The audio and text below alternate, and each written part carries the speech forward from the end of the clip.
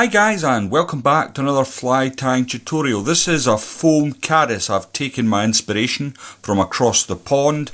These flies are quite popular over in America, so I don't see any reason why they wouldn't work here in the UK. So without further ado, let's get into it. The hook in the vise is a Hanak H130 barbless hook. This one's at size 10, it's on a light wire and it's finished in black nickel. The thread I'm going to be using today is from Trout line. This is from their Champion thread series at 8/0, and the colour code. So Trout line have done something very interesting with their threads, and I spoke to Lucian about this, and the trouble is one person's red is different from another person's red. For example, it could be any colour. So what they've done is they've started to use colour coding. So this one's A4, and so you know you're always going to get exactly the same each time you order some thread. So with this, it's a polyester thread, so I'm just going to use wax. It's not my usual gel spun, so no need for the super glue, which will be pleasing Fly Dressers Guild members across the country, no doubt. And I'm going to get a bed of thread down. Now I'm just using my rat's tail here to get a nice body of thread down onto the shank. Then I can come in with my scissors and take that away. Now I hope this goes right, because I've only got this one tiny bit of brown foam, and I've reused it from a daddy long legs that I was tying months ago. It was just lying around my bench and I thought I'll use this. So what I'm going to do is I'm going to bring my thread in open turns up to approximately the middle of the shank, and I'm going to catch in what would have been the tip of the daddy long legs body. Now once I've caught that in and I'm content, I'm going to just stretch it out. Now you can buy this sort of foam from many places. If you want the really nice flat stuff, Hobbycraft's probably the best place. I don't know what the American equivalent to Hobbycraft would be, but we have a shop in this country called Hobbycraft, and it's full of fly tyers delights, if you like. There's lots of stuff in there, and it doesn't cost very much money. Funnily enough, you just associate fly tying with anything commercial and suddenly it's costing you an arm and a leg. But Hobbycraft, you can get lots of materials for very little money. So this is the interesting bit, and hopefully I get it right. If it snaps, we're snookered and I'll need to start a new fly. But what I'm going to do is I'm going to use the foam and I'm going to stretch it around as a body. It's quite an effective look actually, and it obviously serves the purpose of being highly floatable. Which, floatable, is that even a word really?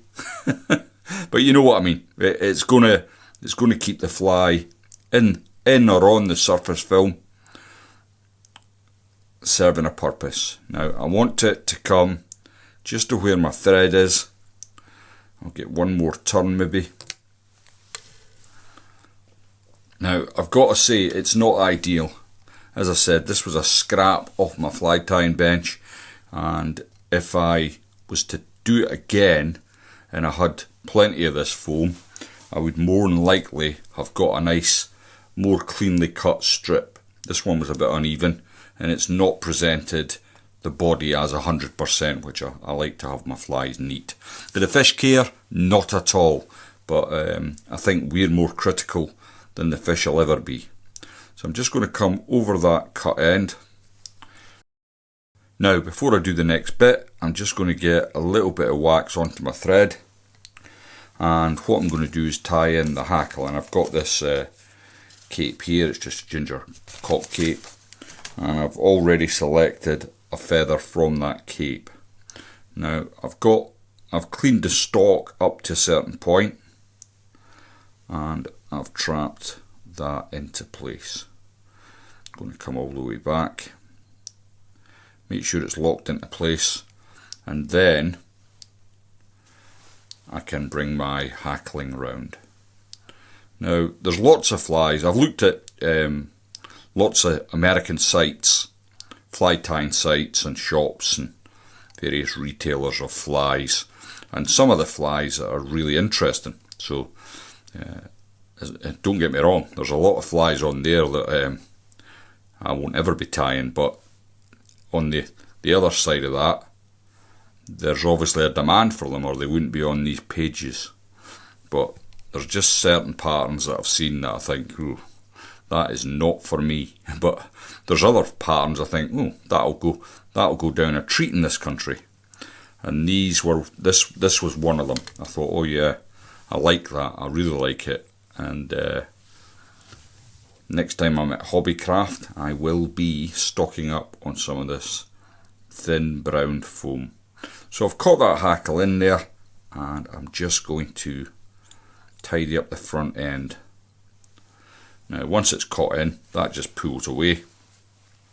What I'm going to do next is just try and flatten out the hackle a little bit, because my wing's going to come in over the top of this.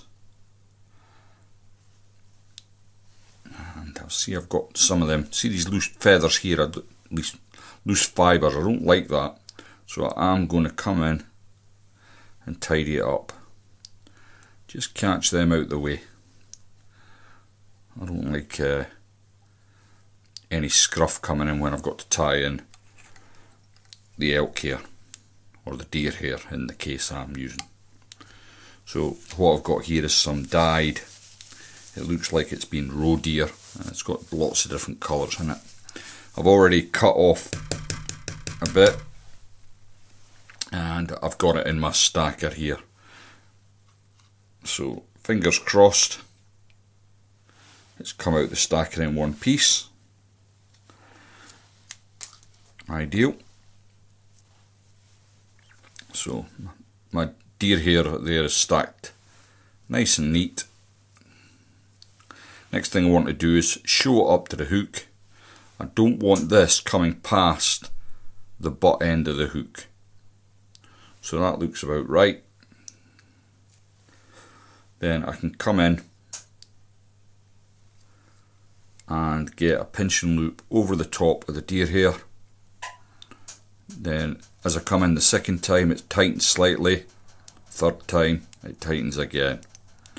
And then once I'm content that I've got enough wraps in there, I can then come in with my fingers, lift the front of the hook up, and start building my red hot spot just in at the eye here. Now, before I go on, I'm going to just get a whip finish in here.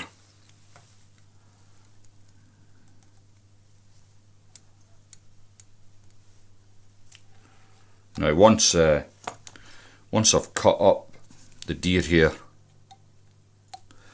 you're not really going to see the head as a person, but as I always try and iterate on these videos, you're not the important person in this equation. It's the fish that are the most important.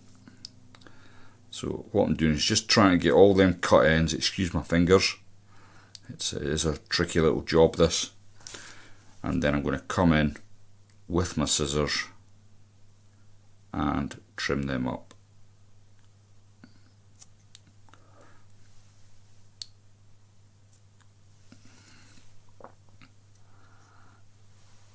Now if you were of a mind to, you could have tied in a sighter over the top before you cut away the fibres, but I haven't bothered on this occasion. And just to neaten everything up here, a couple of outliers there, I'm going to get my thumb and forefinger, wet it, pull all the excess back. Then just to tidy up this front bit, I'm going to come in with a lighter, just to tidy that up slightly, keeping the eye of the hook clear. Then I'm going to invert my vise, and as you can see, and as I was saying, this is the important part, this is what the fish sees. So what I want to do is just secure my thread wraps, and how I'm going to do that is I'm using some of Uphaven's new UV clear resin, and I'm going to come in with my dubbing needle, just get a tiny amount on, don't want lots, and then I can just add a bit of resin to the bottom of the hook. Then I can come in with a UV torch and cure that off. Now this not only secures the hook, the thread wraps, but it gives me a hot spot on the fly, which can always help. A trigger point for the trout. They might see the profile, but the hot spot seals the deal, so to speak. And there we go, the foam bodied caddis. Now it's not my, I've got to say, it's not my best work. I'm not too happy with the head actually, but it will do for government work. Thanks very much for watching, and I'll see you all in the next one.